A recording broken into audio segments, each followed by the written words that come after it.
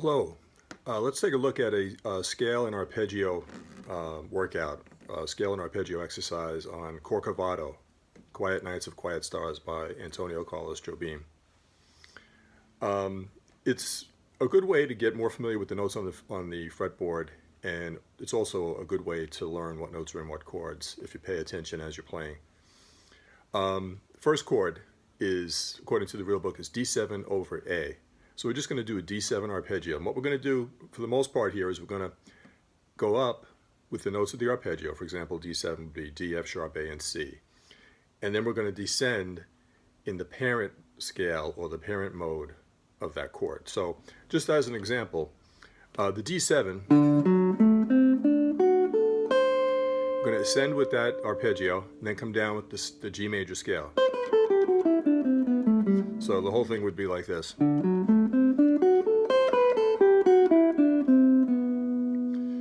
When I hit a diminished chord, I get confused, and I'm not too good with diminished chords. So I might just do the arpeggio. And then, for the minor 7, I will follow suit. So for the most part, the chords are going to be, we're going to be playing chord tones on the way up, and the scale, the parent scale. Now for the D7, you could think of it as, it's a D7 arpeggio going up. You could think of it as a G major coming down, or you could think of it as D mixolydian. They're really the same thing. So I think sometimes there's confusion created by talking about mixolydian and Dorian. I might just refer to the regular major scale. So D7 is the 5 chord in the key of G, okay? So when you play a scale over D7, one of the things you can do is use the G major scale. Here we go. First chord, D7 over A. Descend with G major. Okay, so let's see if I can get into time here. 1, 2, 3, 4.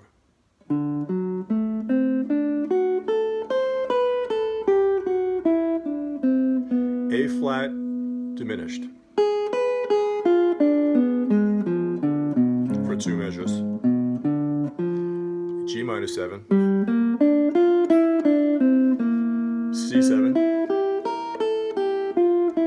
2 beats on F diminished, and then a measure and a half on F major 7.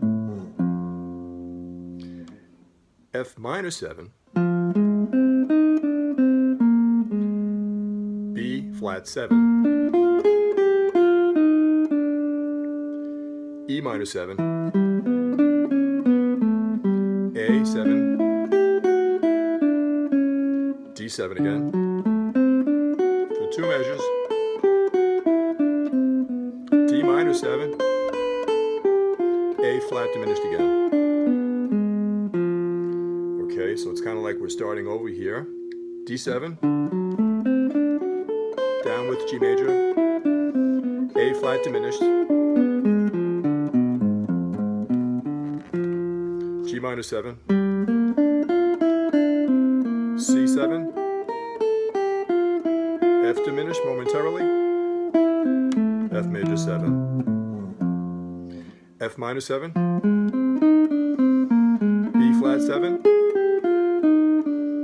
E minor 7, A minor 7, D minor 7, and then G7, E minor 7, A7, D minor 7, G7,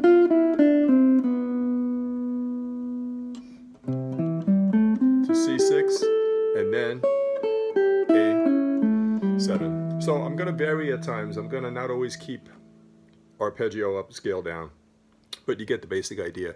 Try to give you a better angle as we go through it again. For this, it's really ideal to have a lead sheet for Corcovado, real book, or whatever you might have. So let's try it one more time. D7,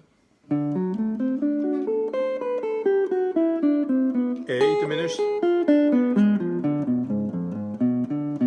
G minor 7, C7, F diminished, F major 7, F minor 7, sorry, let me do that again,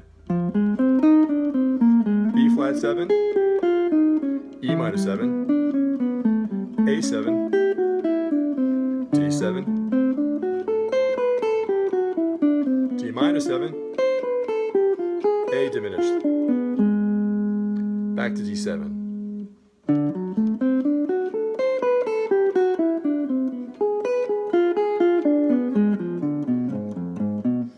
G minor 7, C7, F diminished, F major 7, F minor 7, B flat 7, try that again, F minor 7, B flat 7, E minor 7, A minor 7, D minor 7, G7, E minor 7, A7, D minor 7, G7, C6, A7, and then we'd be back to the top of the tune. Okay, so that's basically going up arpeggios for the most part, coming down scales or modes. I'm going to try to work my way through once now, being a little bit more free. So I'm not just going to play things in the strict sequence that we were just doing. I may occasionally approach a note from a fret below or a fret above. Excuse me. And I may throw in occasional chord shapes, and I'll try to call that out when I do it. So it's really just a good exercise, getting more used to the tune, chord changes, the structure, and also if you don't know all your notes and all your arpeggios on the keyboard, it's helpful for that too, on the fretboard, I mean.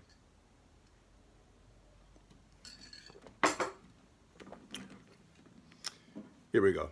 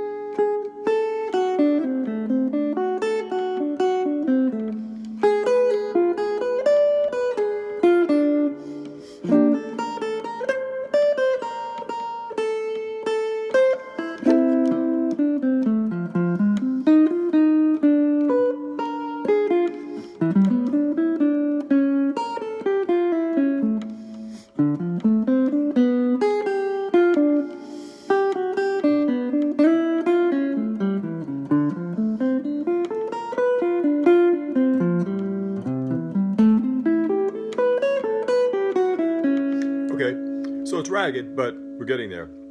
I'm really working my way through the tune as you are. So I'm not really overly, I mean, I've heard it a million times, but I never really played it much. I never tried to improvise over it.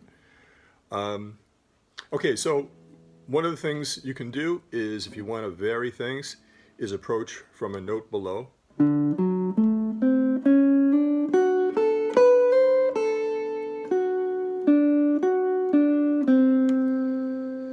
For the diminished,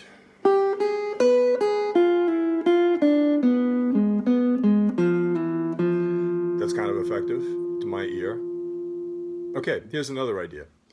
Next chord is G minor 7, following the structure of the tune. Okay, instead of always just doing the G minor or 7 arpeggio ascending and the scale coming down, the F major scale, which works, but it's very plain, something that's a little bit better is to take the relative major. So for the G minor 7 chord,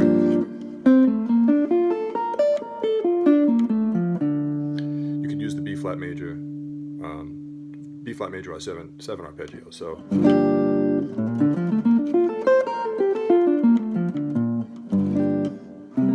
okay, now again, a similar idea. I touched on this last week when I did a video. For C7, the next chord,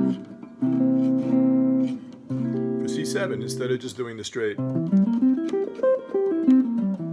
arpeggio, what you can do is you can take the third, so the notes are C, E, G, B flat, C, E, G, B flat. You can start on the E, the third, and do a half diminished arpeggio. So that would be, okay? So again.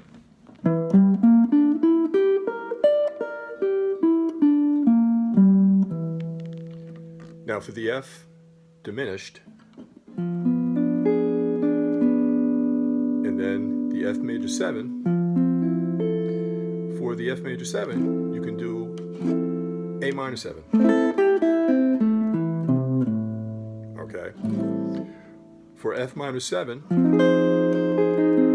something that I find very useful is to use an A flat major 7. So the way this basically works is that if you have an F minor 7 chord, the notes are F, A flat, C, and E flat. F, A flat, C, and E flat. Okay? The F for an F minor 7, of course, you would use F minor 7. For the third of the chord, the A flat, you would use this A flat major 7. And to be even a little more outside, for the C, you would go back to minor 7. The virtue of using the A flat major 7 over an F minor chord change is you get the 9 and you're not playing the root. So the notes of F minor 7 are F, A flat, C, and E flat.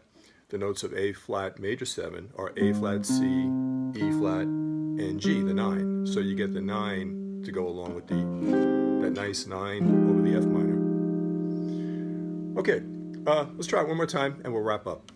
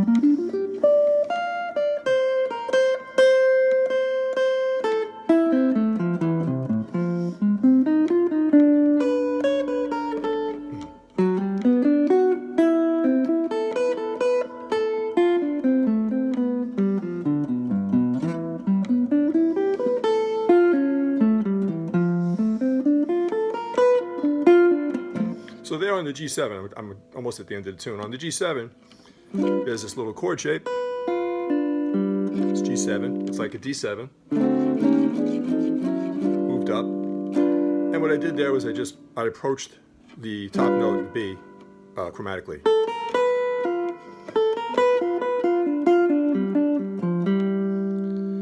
Okay. So I hope that helps. It's just a good exercise to do with any tune. I thought I'd do it with this one since I'm not overly familiar with it. So let me know if you have any questions. If you find it useful, give me a like, consider subscribing, and ring the bell. You get notified of my next video. Okay, thanks a lot for watching. Have a great day.